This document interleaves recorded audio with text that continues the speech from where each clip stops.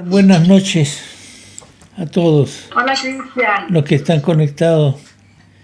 Hay que estar conectados de dos formas, con la tecnología y con el Señor. Con el espíritu. ¿Puedes dejarlo tú? Esta noche quiero compartirles un poco respecto de lo que significa el hecho de estar siguiendo al Señor. Cuando nos entregamos al Señor, tienen que ocurrir algunas cosas para que lleguemos a ser sus discípulos. Por ejemplo, no se hace uno discípulo por decirse a sí mismo soy discípulo, sino tiene que ocurrir algo especial. Cuando uno reconoce a Jesús como Señor y recién el Señor puede ser nuestro Salvador. Porque si no es Señor no puede salvarnos, porque el hecho de convertirse significa cambiar de gobierno, cambiar de ciudadanía. Somos ciudadanos de los santos y miembros de la familia de Dios cuando hemos reconocido a Jesús como Señor, cuando nos hemos arrepentido, cuando nos hemos bautizado en agua y cuando hemos recibido el bautismo del Espíritu Santo.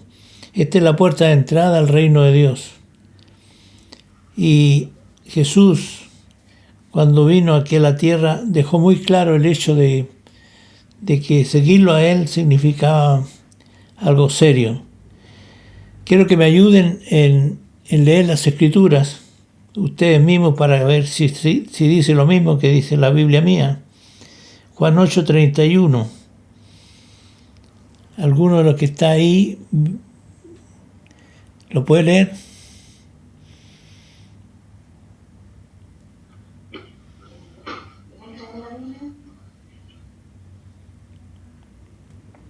Juan 8:31.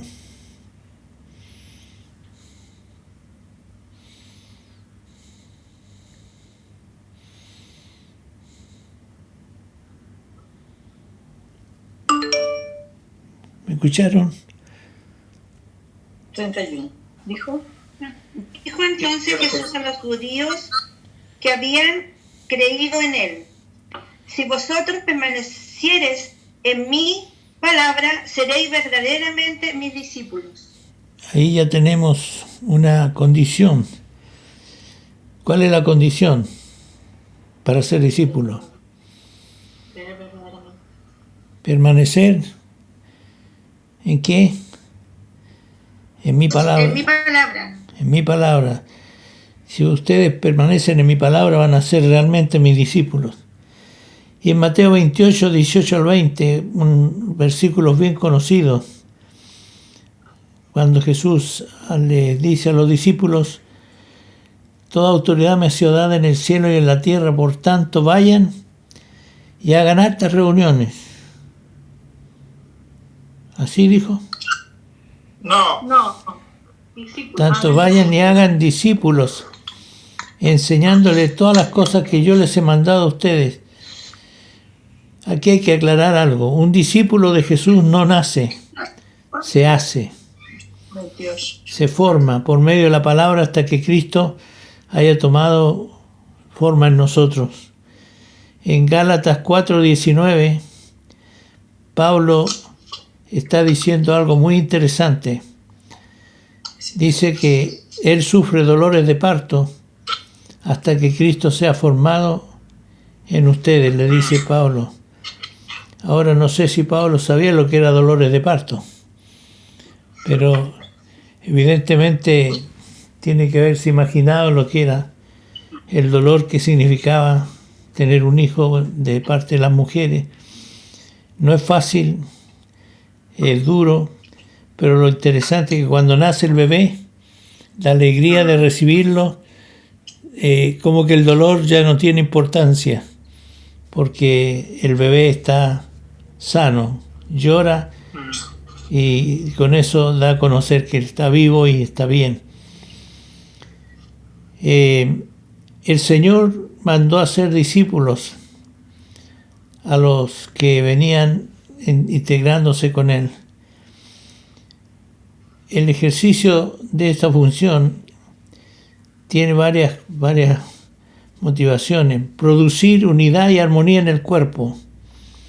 En esto conocerán todos que son mis discípulos. ¿En qué?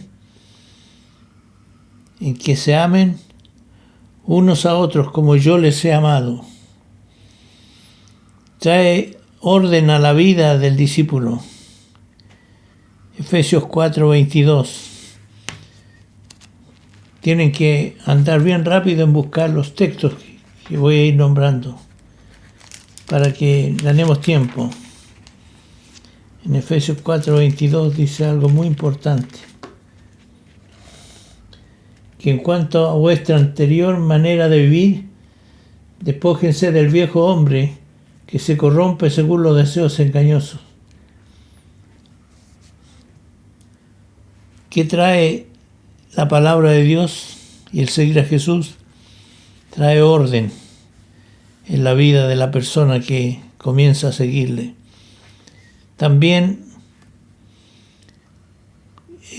quiere motivar a cada discípulo, el Señor, para cumplir con la gran comisión. Ayudar que el discípulo cumpla objetivos y no un programa en su desarrollo. Procurar que el discípulo aprenda a servir a los de casa primero y después también a los de fuera. Apoyo en el discernir la guía del Espíritu Santo. El Espíritu Santo es el que nos guía toda la verdad. Nosotros somos limitados, pero Él es infinito. Apoyo en el discernir el engaño del diablo. Hay que saber discernir cuando estamos siendo atacados y engañados por Satanás. El Espíritu Santo nos da esa capacidad. Apoyo en el discernir el engaño del diablo. Apoyo en mantener la doctrina de Cristo. ¿Quién es el que revela la verdad? Es el Espíritu Santo, es el Espíritu de verdad. Principal objetivo por el hecho de hacer discípulos. Ser discípulo no es un programa, no es un método, es mucho más que eso, es una relación. Que cada discípulo, hombre o mujer, lleguen a ser semejantes a Cristo. Esta es la razón de hacer discípulos. En Juan 3:3 dice Jesús a Nicodemo: el que no nace de nuevo no puede ver el reino de Dios. Si en verdad hemos nacido de nuevo, tenemos necesidad de ser formados a la imagen de nuestro modelo, que es Jesús.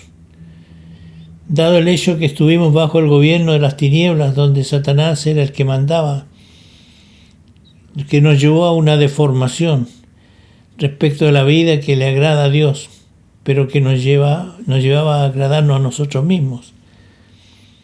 Y para seguir a Cristo, dice Él, el que quiera venir en pos de mí, niéguese a sí mismo, olvídese de sí mismo, y que pase el hecho de el cambio, que yo sea el primero en su vida. ¿Cómo se forma una vida? No solo a través de predicaciones. Hay 3 cosas interesantes. El magisterio, es decir, los pastores enseñando. Ejemplo, el ejemplo es un enseñador magnífico. Y relaciones firmes. Son 3 cosas muy importantes para ser discípulo.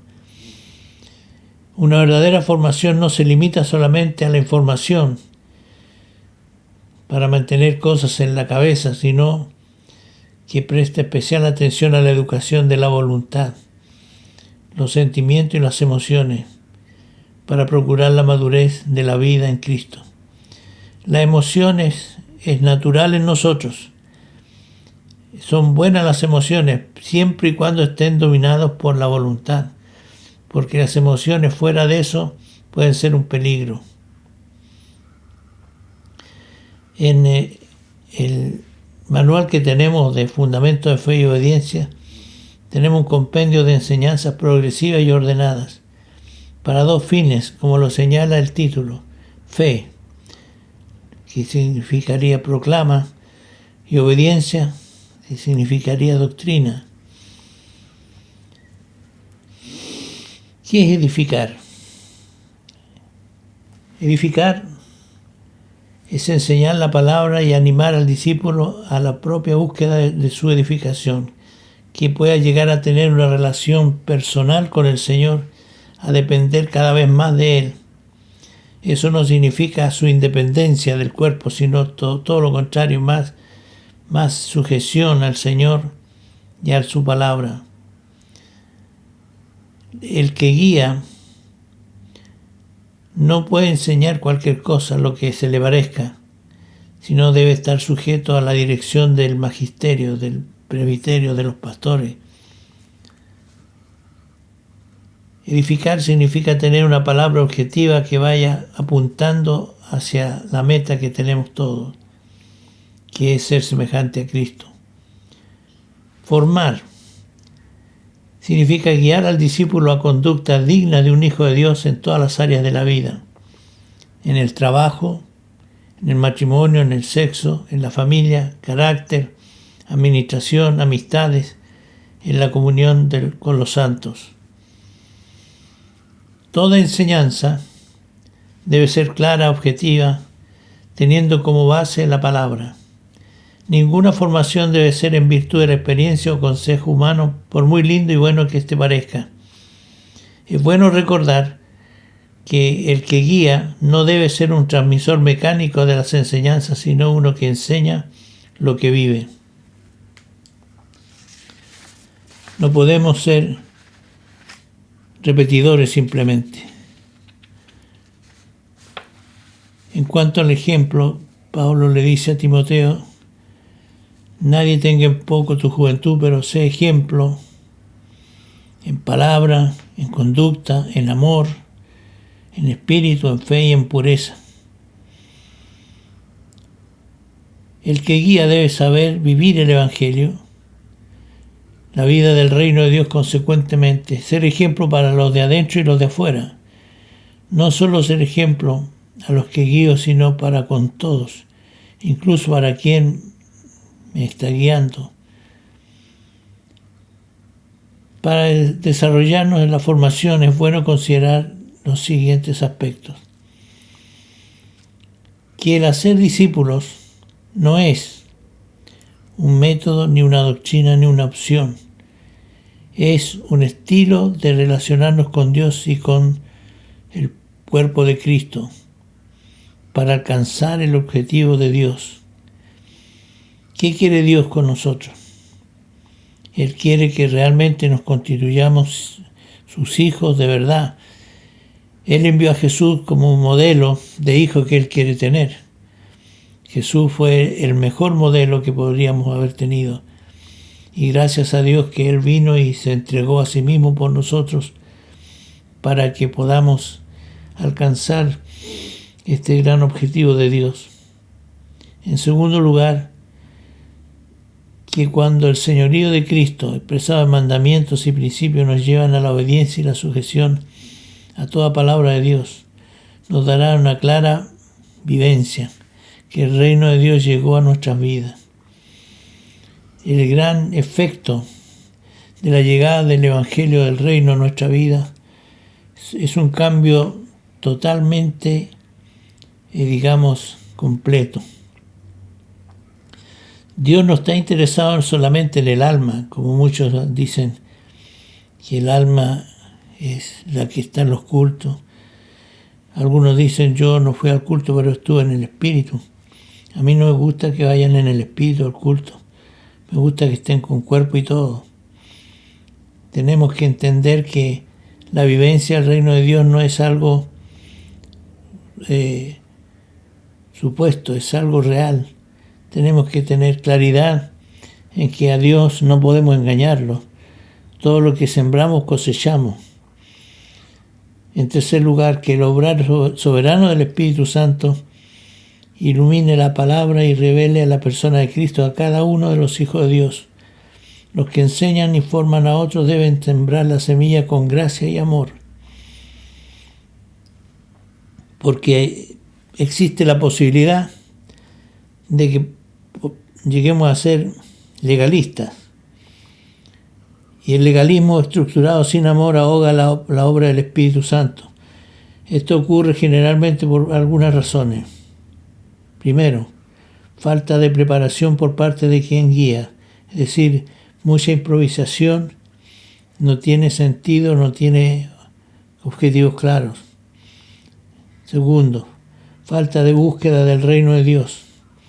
Es importante que la búsqueda de quien guía sea por su propia relación y no solo por la función.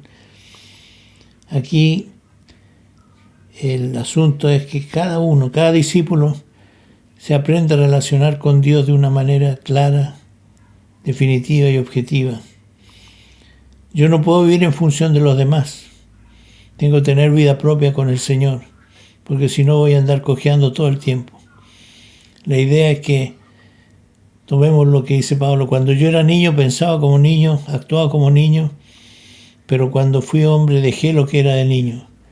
Es decir, el proceso de la madurez. Yo creo que esto es muy importante en la iglesia. Lo peor que puede pasarle a la iglesia es tener un jardín infantil, donde cada vez se están peleando los unos con los otros, y eso no tiene ningún fruto. Que vivamos solo por emociones, que cuando hay un culto bonito parece que estamos en el cielo, pero después volvemos a la tierra y somos los mismos de antes. Eso no puede ser. Tenemos que realmente buscar nuestra relación con Dios y crecer en eso. En tercer lugar, la falta de temor reverente a la santidad de Dios para hacer la tarea. Tenemos que tener cuidado de ser coherentes con lo que estamos diciendo, enseñando. La mejor enseñanza es el ejemplo. No olvidar que hay que guiar, entregar principios que conduzcan al discípulo a la confesión de su pecado y dar así paso a la vida de Cristo en él. Procurar dar luz al entendimiento y no manipular la vida. Por ejemplo, diciendo te mando, te prohíbo. Nosotros no tenemos esa capacidad para decir eso y hacer eso. Nosotros no estamos para manipular a nadie. Tenemos que enseñar y la gente tiene que decidir si obedece o no obedece. Pero la vida en Cristo no son mandatos fríos y impositivos. Todo lo que aprendemos del Señor y lo obedecemos en amor, eso nos va a traer beneficio. El iluminismo místico y anárquico, que quiere vivir solo sujeto al Señor o guiado por el Espíritu, no tiene lugar en la vida del reino de Dios. El discípulo debe dar cuenta de su propia vida y de quienes está guiando. No hay ningún grado de espiritualidad que nos permita prescindir de la sujeción a la vida de la iglesia y a la autoridad delegada. Hay algunos que se creen muy espirituales y dicen yo no me sujeto a los hombres, me sujeto solo al Señor. Pero esa es una gran mentira, porque si no somos capaces de sujetarnos a quien está frente a nosotros, ¿cómo vamos a sujetarnos al Señor al cual no vemos? Es una excusa barata el hecho de decir yo no me sujeto a hombres, me sujeto al Señor. Si no amas a tu hermano, por ejemplo, dice Juan, al cual ves, ¿cómo puedes amar al Señor al cual no ves? Es una mentira. Tener en alto la revelación de la estructura del gobierno de Dios en la iglesia. En Efesios 4:11 al 16, ustedes pueden leerlo en casa. Ahí Pablo está orientando respecto del orden de Dios para qué existen los ministerios. Los ministerios de Efesios 4:11, apóstol, profeta, evangelista, pastor, maestro. Estos ministerios son ministerios de gobierno. Están para guiar a la iglesia, para conducirla. Y el que no se sujeta, evidentemente no está entendiendo lo que significa la vida en el Señor. Hay que tener en alto la revelación del gobierno de Dios, dado que a partir de esta estructura todo el cuerpo está unido. El Espíritu Santo nos revela todas las cosas. Vale recordar que el Espíritu Santo no revela todo a una sola persona, sino a la iglesia, como cuerpo, como familia. Relaciones firmes, en pacto de amor, compañerismo, preocupación por la vida, cubriendo la falta de afecto, mostrando una actitud paternal.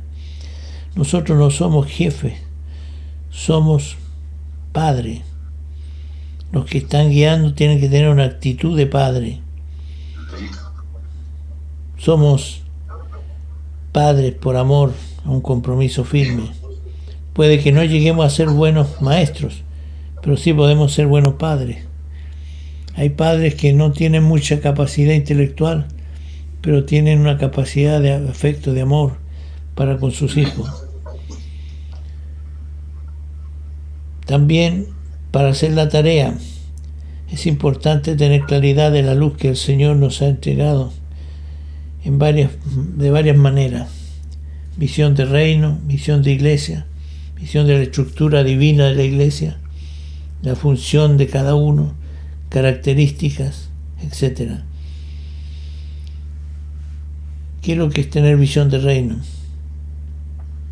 Cuando hablamos del reino de Dios, tenemos que aclarar algunos conceptos. Todo lo que se refiere al reino de Dios tiene que ver directamente con la persona de Dios. Dios y gobiernos son la misma cosa, porque Él es la autoridad máxima y por eso es quien gobierna el universo. El Padre le dio toda autoridad a Jesús. Por eso cuando Jesús resucitó los muertos, dijo: toda autoridad me ha sido dada en el cielo y en la tierra. Por lo tanto, vayan y hagan discípulos. Es tan importante tener claro esto. Dios desde el principio de la creación manifestó lo que Él es. Lo leemos en Génesis capítulo 1, como Dios, por su palabra, creó todas las cosas. Y dijo Dios, y dijo Dios, y dijo Dios. Dios, en medio del caos que había en la tierra, establece el orden perfecto. Esto obedece estrictamente a su persona, a su autoridad, a su gobierno, y en este contexto, bajo ese concepto de autoridad, Dios puso al ser humano en la tierra. ¿Para qué nos puso en la tierra? ¿Para hacer lo que nosotros queramos? No. Nos puso en la tierra para que estemos sujetos a Él y obedezcamos la dirección que Él nos da.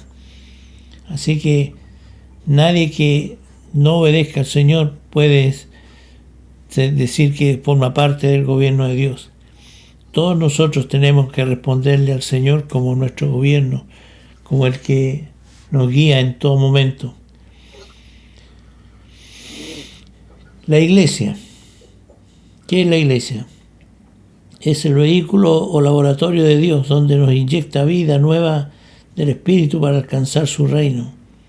El Padre delegó autoridad de su reino a la iglesia para la edificación y formación de los santos, y así hacernos aptos para participar de su herencia.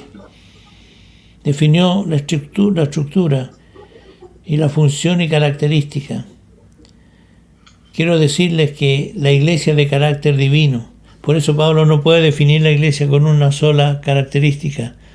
Él habla de la iglesia como pueblo, como templo, como cuerpo, como familia, etc. Para poder entender lo que es la iglesia, él usa estas figuras. Y damos gracias a Dios por pertenecer a la iglesia. Pero en la iglesia no pueden haber solitarios. Tenemos que afianzarnos e integrarnos firmemente en la iglesia como cuerpo. Algunos dicen: aquí no hay amor, me voy a otra iglesia. Pero resulta que no existe otra iglesia. Hay una sola iglesia. Congregaciones hay muchas, pero iglesia de Cristo en una ciudad hay una sola. Tenemos que aprender que esto es así y Dios no cambia su estructura porque Él diseñó la iglesia y Jesús nos vino a dar a conocer eso cuando estuvo en la tierra. Dice: yo edificaré mi iglesia y las puertas del infierno no prevalecerán contra ella. yo creo que es importante que realmente cada uno entienda que participando en la iglesia tiene que aprender a sujetarse a sus autoridades en amor, no por obligación. No hay dictadura en la iglesia. La iglesia tiene un Señor al cual le debemos obediencia, y todo lo que hacemos lo hacemos en su nombre y para su gloria. La iglesia no es el local donde nos reunimos, la iglesia somos nosotros, los redimidos por la sangre de Cristo. Que nos quede muy claro esto. El edificio donde nos reunimos es un medio que Dios nos permite tener para tener cierta comodidad y abrigo, pero no es la iglesia. La iglesia es la que se reúne en ese local. La estructura de la iglesia es apostólica y es de extracto divino. Las características de calidad. Hay tres cosas que son muy importantes en la iglesia: la calidad, la unidad y la cantidad.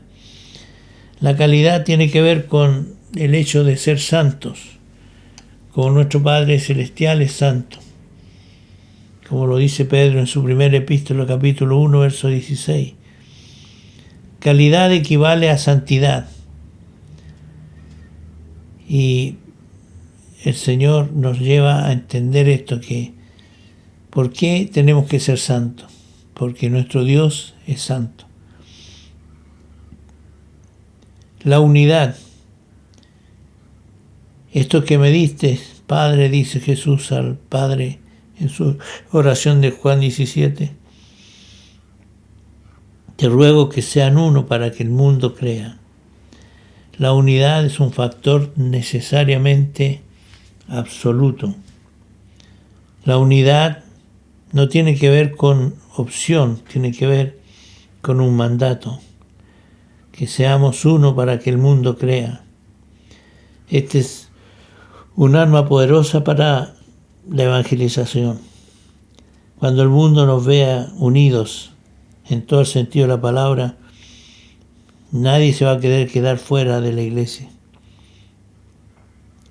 En tercer lugar está la cantidad. Dios amó a todo el mundo, por tanto espera que todos procedan al arrepentimiento.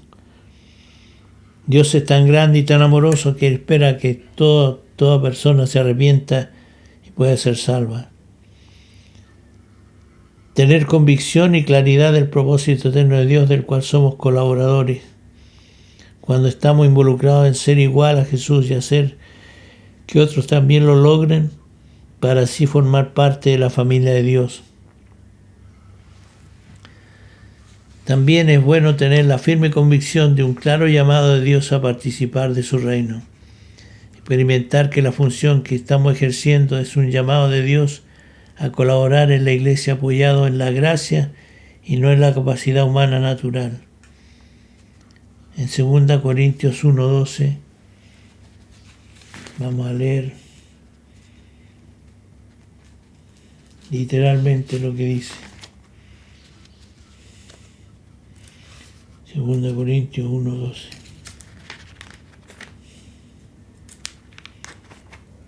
Si alguno de ustedes lo tiene, léalo.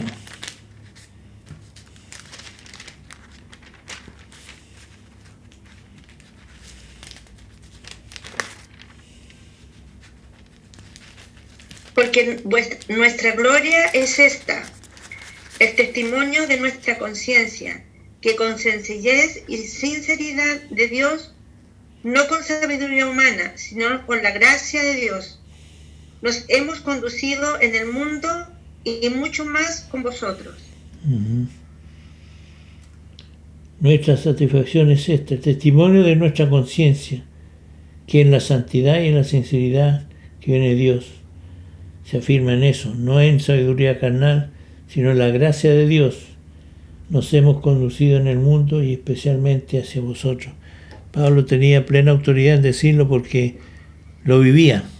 Lo que él decía lo estaba viviendo. Entonces, El desarrollo de la vida del discípulo no es un programa, es el cumplimiento de una serie de objetivos. No se trata de leerle una lección a los discípulos o una charla y luego pasar a otra. Algunos objetivos. Partimos de la base que a quienes vamos a discipular han nacido de nuevo. Sabemos que a una persona no convertida hay que entregarle proclama para que surja la fe. A un discípulo hay que entregarle doctrina para que sea formado. No se te ocurra ir a hablarle a alguien que no es convertido, darle mandamientos, enseñanza de ese tipo, porque él no va a entender nada. Es como darle un plato por otro a un bebé.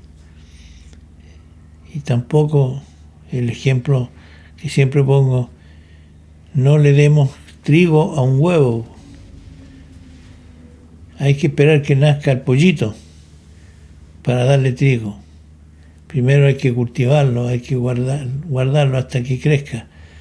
Así es con la gente nueva. No le estemos dando condenación, sino démosle una palabra que proclama quién es Jesús y cuánto le ama al Señor. Partimos de la base que a quienes vamos a discipular han nacido de nuevo. Nuestro deseo y anhelo es que toda persona que conduzcamos al Señor y luego tenemos la responsabilidad de guiarle, que pueda llegar a tener la plenitud de Cristo en su vida. De la siguiente manera. Primero, la llenura del Espíritu Santo. Ser lleno del Espíritu y andar en el Espíritu para no hacer lo que queremos, porque nuestra naturaleza humana es muy engañosa. Dice en Jeremías que engañoso es el corazón más que todas las cosas. ¿Quién lo conocerá? El Señor dice, yo lo conozco. Así que no tenemos que engañarnos. Tenemos que alcanzar este objetivo también, que el discípulo logre una relación personal y objetiva con Dios respecto a su gobierno y no en virtud de sus beneficios. Que logre un diálogo fluido, conociéndole cada día mejor, aprendiendo a oír su voz para así vivir en su voluntad.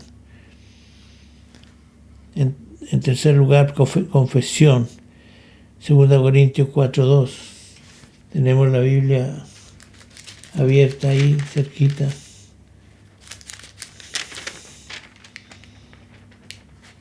Sino que hemos renunciado a lo oculto y vergonzoso, no andando con astucia, ni adulterando la palabra de Dios, sino que mediante la manifestación de la verdad nos recomendamos a la conciencia de todo hombre la presencia de Dios. Es importantísimo tener una apertura de conciencia de forma tal que el discípulo se desprenda de todo instinto de autodefensa y de alta justicia. La confesión no solo tiene que ver con los pecados, sino con heridas que son generalmente raíces de amargura y traumas que se traen del mundo.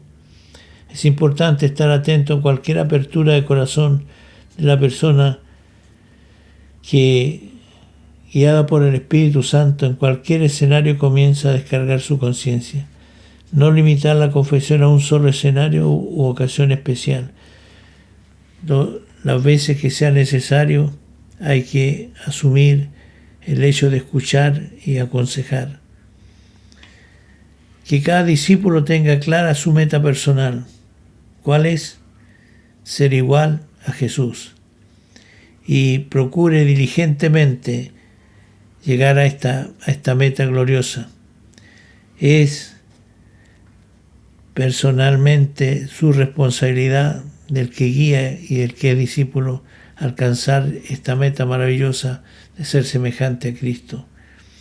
Entreguémosle todos los elementos que poseamos para que se vaya llenando de la palabra de Dios y del Espíritu de Dios, formando la imagen de Jesús a cada persona que viene a Cristo, guiarle y procurar que el Espíritu Santo produzca el quiebre de su propia justicia, que muchas veces sobrepasa los principios de Dios, para que se produzcan los cambios profundos. ¿Qué tenemos que alcanzar? que debemos procurar. No tener gente, no amontonar gente, sino edificarlo. Voy a terminar con un ejemplo. Un día yo puedo invitar a alguien y decirle, te quiero mostrar mi casa.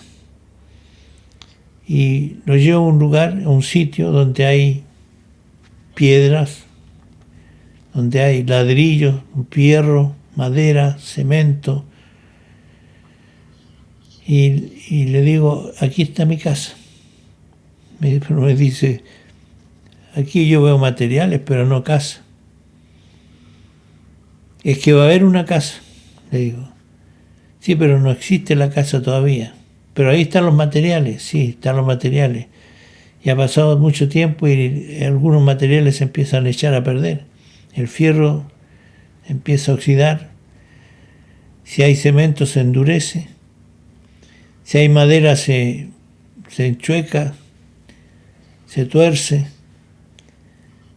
Es decir, no podemos tener material sin edificar, porque se va a echar a perder.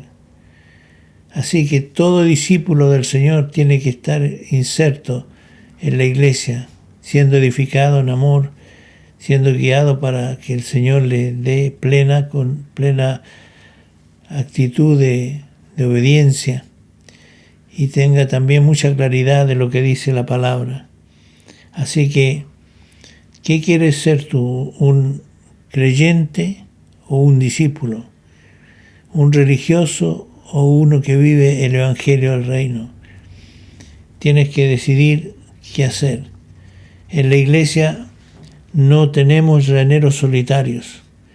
Tampoco hay los super espirituales que no quieren tener comunión con los demás. Hay los que juzgan, los que chismean, los que hablan mal. Todos los que hacen eso negativo tienen que saber que a Dios no le agrada en absoluto y que van a tener su recompensa negativa. Pero aquel que vive para el Señor y obedece cada día sus mandatos y lo vive con alegría y con amor, va a tener la posibilidad de alcanzar la gracia y la misericordia de Dios en el desarrollo de su vida. Que el Señor les bendiga ricamente y pueda traer mayor entendimiento. Esta es una síntesis de lo que es hacer discípulo y cómo hacerlo. Hay mucho más que decir. En otro momento hablaremos de aquello. Quiero hacer una oración por ustedes para que el Señor les guíe y sean obreros dignos del Señor y capaces con la mayor gracia que el Señor les dé por su Espíritu. Oremos al Señor. Padre, en el nombre de Jesús, te agradezco profundamente por la vida de mis hermanos y hermanas que están escuchando esta ministración de tu palabra. Señor, trae entendimiento, madurez, crecimiento, desarrollo en la vida de mis hermanos y hermanas. Dales la potencia de tu Espíritu, Señor, para que venga revelación, que venga claridad, que vengan los dones de tu Espíritu manifestándose en tu iglesia, Señor. Muchas gracias por habernos recogido, por habernos salvado, por habernos redimido con tu sangre. A ti sea la gloria y la honra para siempre. Señor, te encomiendo a cada uno de mis hermanos, sus familias, los niños, los jóvenes, adolescentes, matrimonios, todos sean guardados por ti, para tu gloria, Señor, y que puedan vivir para ti, apuntando directamente al claro objetivo que tú tienes de tener una familia gloriosa en la tierra que te represente dignamente. Gracias por mis hermanos y hermanas que están atentos en esta noche. Tú seas, Señor, tomando sus vidas y enriqueciéndolas cada día más para tu gloria y honra. En el nombre de Jesús. Amén.